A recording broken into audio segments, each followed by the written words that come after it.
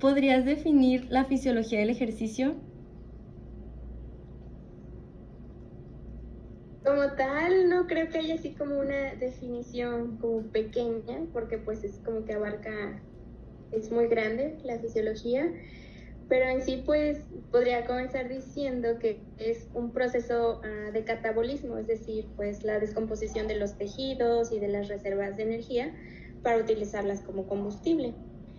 Normalmente cuando realizamos un ejercicio físico, pues se va a producir un aumento en el metabolismo muscular, a lo cual va a llevar a un proceso de hipertrofia en la mayoría de los casos, ¿no? Entonces, el mecanismo básico pues, que se utiliza en la fisiología sería el de la contracción muscular, por el desplazamiento de unas fibras que tenemos pues, en los músculos, que son filamentos, tanto filamentos gruesos, que son los de miocina, como los delgados, que son de lactina. Entonces, todo esto hacen como unos enlaces covalentes a lo que se les llama como el modelo de puentes cruzados, ¿no? Entonces, durante este proceso, pues va a haber un consumo pues elevado de ATP y se van a producir pues iones de calcio en este proceso, ¿no? Entonces, todo esto pues es un proceso intracelular en el cual pues todo trabajo que se imponga en el atleta, en el paciente, la persona que va a realizar el ejercicio, pues tiene que haber un consumo de ATP, y esto se va a dar también por la demanda energética, ya sea por las rutas metabólicas en las cuales pues sean dominantes en el tipo de ejercicio que esté haciendo, y el tipo también de masa muscular que tenga pues el paciente, ¿no? Además de que, por ejemplo, es que depende mucho del tipo de ejercicio que esté realizando, pero mientras mantengamos un equilibrio entre el consumo de ATP y el aporte que le estamos dando a nuestro organismo pues de sustratos como son la glucosa, los ácidos grasos, pues va a haber un equilibrio y va a haber el uso de las rutas aeróbicas, de las rutas aeróbicas como son pues, no sé, la de los ácidos tricarboxílicos, la beta-oxidación. En este caso, pues, el trabajo muscular se va a prolongar, es decir, si el consumo de ATP y el sustrato que nosotros le pongamos al cuerpo, eso va a ser un equilibrio, y el trabajo físico y la demanda va a ser lineal. Sin embargo, si se tiene no sé, un ejercicio de alto rendimiento, si no hay la suficiente carga de ATP o no hay el suficiente sustrato, pues entonces lo que va a originar es que haya una acumulación pues, de los productos metabólicos finales, que son como el lactato, el CO2, algunos protones, que esto a la larga lo que contribuyen es que haya como una mayor fatiga en el paciente. Entonces, como que está generando más productos de desecho, y eso hace que pues el atleta pues tenga fatiga y pues no haya como un incremento en la actividad de los músculos. Más o menos así. ¿Sí me entendiste? Sí, muy Un bien. poquito. Bueno, ¿sabes para qué se utiliza la antropometría? Pues básicamente es como para seccionar el cuerpo, conocer parámetros como peso, altura, la composición corporal, casi de forma casi exacta, porque no es como tal un número exacto, pero sí diseccionar el cuerpo, ya sea en masa magra, masa muscular, masa libre de grasa, todo eso. Ok. ¿Qué es el somatotipo y la somatocarta? El somatotipo. A ver, pues es casi como una descripción, ya sea cuantitativa, de la forma y de la composición pues, corporal. Puede estar determinado por tres componentes, que son endomorfo, que sería pues la grasa relativa, el mesomorfo, que sería como el desarrollo musculoesquelético en relación a la estatura de la persona, y la tercera sería el ectomorfo, que pues sería como ¿cómo lo puedo explicar? Una linealidad como relativa, como la forma del cuerpo. Ok. Y somatocarta, ¿verdad? Me dijiste, Sí. pues esa sería ya la representación gráfica del tipo de cuerpo de la persona, de su composición corporal. Ok. ¿Cuál es el procedimiento para la evaluación nutricional de un deportista? Fíjate que es muy diferente evaluar a un deportista a un paciente. Ok, encontré esto en internet. Ay. Para cuál es el procedimiento. ¿Ya? ¿Sigo? Ya, sí, es que empezó a hablar Siri y yo Ajá. no. Sí. Pues mira, yo por ejemplo lo que hago es evaluar las necesidades energéticas del deportista antes, durante y después del ejercicio físico. También tienes que valorar los requerimientos nutricionales según su edad, su sexo, la modalidad deportiva en la que se encuentra tu atleta, factores ambientales, la frecuencia del ejercicio, la intensidad y la duración de la práctica deportiva, ya sea en entrenamientos o si está en competición. Tienes que también como que determinar y diseñar lo que son las pautas de hidratación. Y todo esto siempre acuérdate que es antes, durante y después del ejercicio físico. Tienes que establecerle también recomendaciones nutricionales porque ellos llevan una dieta diferente, si están llevando ayudas ergogénicas, tienes que aplicar, no sé, algunas estrategias para la recuperación, porque siempre cuando terminan un proceso de alguna competición o entrenamiento, se requiere pues una recuperación en lo que nosotros llamamos el timing, ¿no? El timing de la ingesta.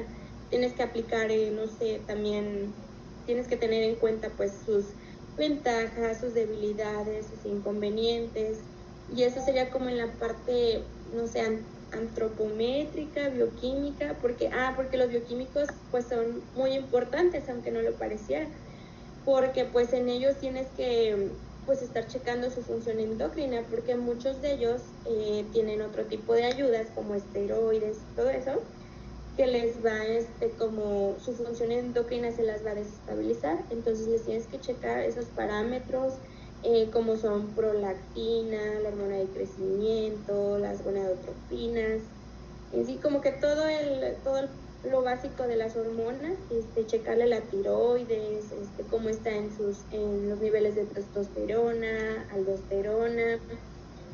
Tienes que checar, por ejemplo, los clínicos, y es que me parece que se les llama funciones cardiorrespiratorias. ¿Por qué?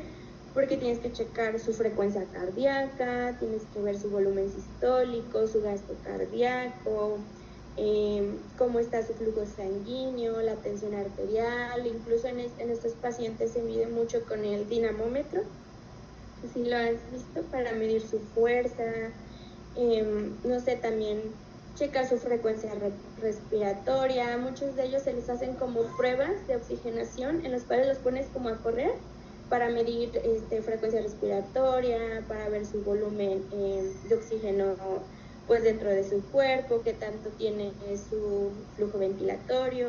Entonces todo eso como que sí, ahí es como que mucho lo que engloba para realmente evaluar a un deportista. Ok. ¿Qué me puedes explicar sobre los sistemas energéticos? Pues los sistemas energéticos, pues básicamente es cómo nuestro organismo nos puede proveer de la energía que necesita, ¿no? Es decir, cómo suministramos o cómo el cuerpo suministra la energía del ATP a los músculos, ya sea de forma rápida o por medio de los sistemas aeróbicos, porque estos sistemas aeróbicos, como son la glucólisis, gluconeogénesis, pues participan como fuente de energía en todo el proceso del ejercicio, pero básicamente este proceso se hace, no sé, como en 2 minutos en lo que haces el ejercicio. Por ejemplo, la glucosa, que es lo primero, ¿no? Incluso el cerebro es el primer músculo, por así decir, el primer órgano que ocupa la glucosa para poder empezar a realizar alguna actividad física, ¿no? Entonces, siempre las vías energéticas van a ser aquellas que tengan como mayor rentabilidad, como la glucosa, y que sus productos finales no produzcan fatiga, es decir, que no produzcan pues demasiado ácido láctico, que no produzcan demasiado CO2. Entonces, esas son como que utilizar las vías aeróbicas, pues, estas van a ayudar a que los ejercicios se prolonguen más, que la actividad física, y más cuando son de alto rendimiento, pues tengan una larga duración, a diferencia de las anaeróbicas. ¿Sabes cuáles son los efectos inmediatos que pasan en el cuerpo al hacer ejercicio? Bueno, efectos inmediatos. Depende a qué nivel. Por ejemplo, si eres, no sé, a nivel cardiovascular, pues aumenta el volumen sistólico, aumenta la frecuencia cardíaca. Igual a nivel respiratorio podría ser el incremento en la ventilación, en la oxigenación, en la frecuencia respiratoria. Por ejemplo, cuando estamos en reposo, normalmente son de 12 a 15 respiraciones por minuto, ¿no? Entonces, cuando se encuentra uno haciendo ejercicio, aumentan y son me parece que 35 o 40 respiraciones. Entonces, eso también se modifica como que la respiración. No sé, a nivel metabólico, podría decir que pues se utilizan los sustratos energéticos, como te decía, los hidratos de carbono, los ácidos grasos. Por lo mismo de los ácidos grasos, empezamos a producir más colesterol HDL, hay liberación de beta-endorfina, también hay liberación de serotonina. Por eso muchas veces nos dicen, no, pues haz ejercicio para liberar serotonina, ¿no? Para la felicidad. ¿Qué más?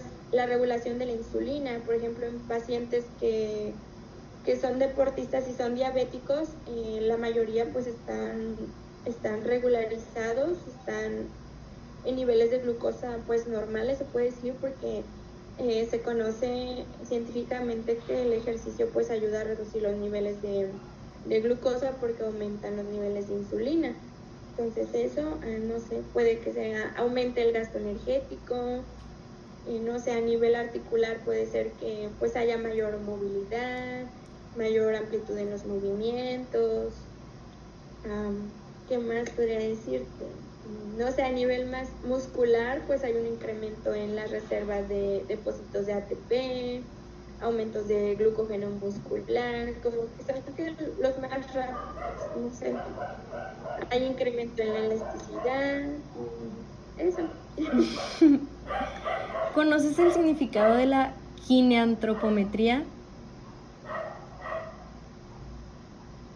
Pues es como se puede decir que es una rama del deporte, que es para aplicar, no sé, métodos como de medición, ya sea del tamaño, de forma, no sé, la composición corporal, maduración, te ayuda a ver la estructura corporal, el movimiento, y pues, de hecho, pues hay un ¿cómo se puede decir? Una certificación en gineantropometría, pues que es el conocido ISAC, que es como para conocer pues de forma más exacta la composición corporal. Ok. ¿Puedes mencionarme los materiales necesarios para realizar una medición antropométrica? ¿Los materiales te refieres a lo que se utiliza para poder hacerlo? Sí. Ajá. Pues está la cinta métrica, tenemos también el estadímetro, los plicómetros, ¿qué más? Pues eso es lo más necesario, aunque actualmente pues ya contamos con básculas como las tanitas, que ya pues son de mucha ayuda porque tienen polos magnéticos que segmentan el cuerpo y te pueden dar el porcentaje de grasa, porcentaje de masa muscular, agua, hueso. Entonces ya hay otros métodos como más exactos con los cuales podemos medir la composición.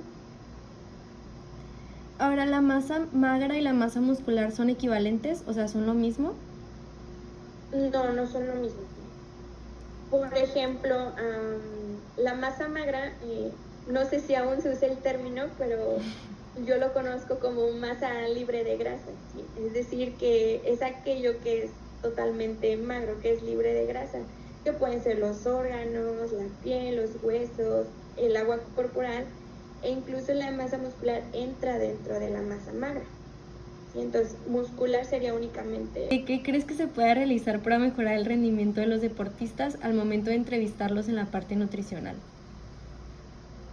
Ajá, en la parte nutricional, bueno, te decía, pues checar todos estos parámetros, no solo quedarnos como que con lo que le gusta comer y no le gusta comer, sino evaluar el ABCD de la nutrición, estar constantemente cada semana evaluando su progreso. Igual, quizá no tenga mucho que ver, pero la parte psicológica también, que sea como todo pues complementar lo nutricional con lo psicológico, y igual suplementar, ver la parte de las ayudas, no recuerdo el término, si es ergogénicas o ergonómicas, pero checar todo eso, ver su historial clínico, ver sus antecedentes patológicos, todo eso en función de todas las pautas nutricionales, creo. Ok, bueno, muchas gracias.